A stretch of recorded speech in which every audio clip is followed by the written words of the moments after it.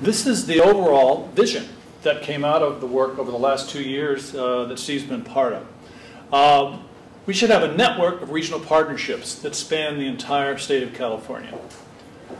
That each one should be working on recovery strategies designed to promote their regional economies and quality of life determined by their specific needs. And rural economies are different than urban economies. Every economy has its own industries, remember. Okay.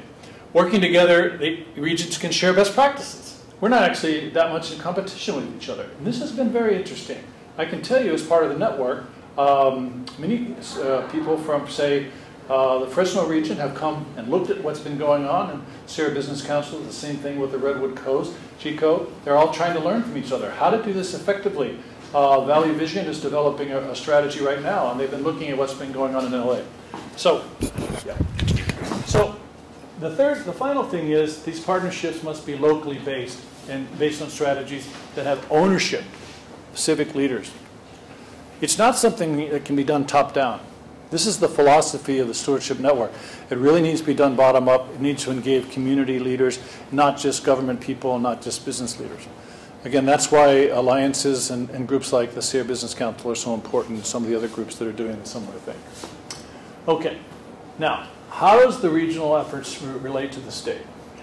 Well, one of the first things that has to happen, and we've been making this case in a variety of forms, is the governor and the legislature need to identify globally competitive regional economies as the overarching economic strategy for the state of California.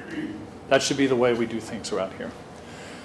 The second thing is the governor and the legislature should be willing to identify partners in state governments the regions can work with for policy direction to make this happen. And that's been the way that the Stewardship Network has been making its case over the last year and a half since it put out this agenda. Now, many things have happened since that original agenda was put forward. Okay.